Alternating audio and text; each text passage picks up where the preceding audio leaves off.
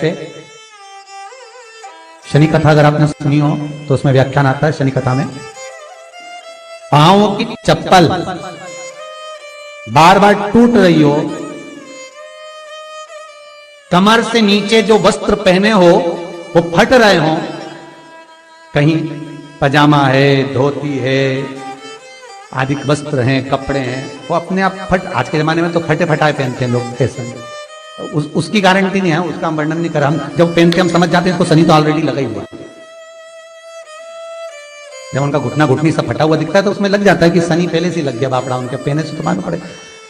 शनि का नियम है, शनि कथा कहती है पांव की चप्पल बार बार टूट रही हो, घिस गई हो, बद्दी टूट रही हो, कुछ कर रही हो, और अगर कमर से नीचे जो वस्त्र पहने हो वो अपने आप फट रहे हो, समझ लेना कि शनि पांव से प्रवेश कर रहा, मतलब अपनी प्रखरता शनि दिखा रहा।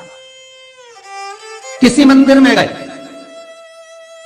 महाराज और वहां जाने पर चप्पल चली गई तो समझ लेना शनि की कुदृष्टि अब पड़ना बंद होना चालू हो गया। कितना सुंदर कहा है महाराज। जूता चप्पल आज के जमाने में तो फैशन हो गई साहब, घर की चप्पल अलग होती है, बाहर की चप्पल होती है। लोग घर में चप्पल किचन तक में पहन के जाते हैं। अरे पानी ले जाओ सीओर से,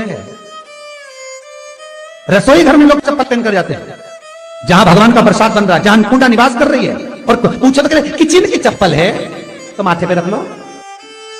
तुम अपनी मां को जरूर देखना है एक बार, वो बूढ़ी मां कितनी बार किचन में चप्पल पहन कर गई, मुझे जरूर फोन कर बताना। बूढ़ी मां रसोई घर में आज भी बिना चप्पल के जाती है, और बहुओं की कहीं एड़ी नहीं फट जाए, ठंड नहीं बैठ जाए, इसलिए ये रसोई घर तक में चप्पल पहन कर जाती है। सूर्य नारायण की कथा पढ़ना,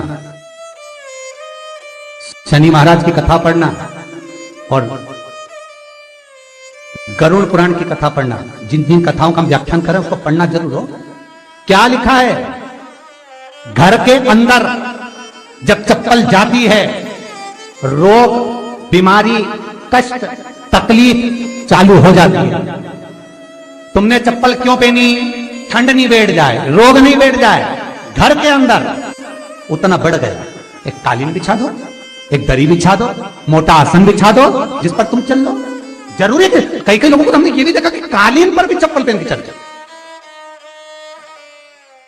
और ब्राह्मणों को भोजन परोस रहा है, गुरुजन को भोजन परोस रहा है, ठाकुर जी की थाली बना रहा है, ठाकुर जी का थाल लगा रहा है, तो भी चप्पल है पांव। सब्सक्राइब करें हमारा चैनल पास्तु। तेरा क्या होगा जी? आइकन दबाएं ताकि आप अपडेटेड रहें कालिया हर एक वीडियो से। क्या होगा विचार तो करो।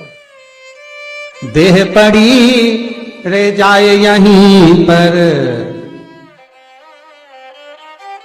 फिर कुंडल और नगीना क्या हरि नाम नहीं तो जीना। हमारे हर एक वीडियो से।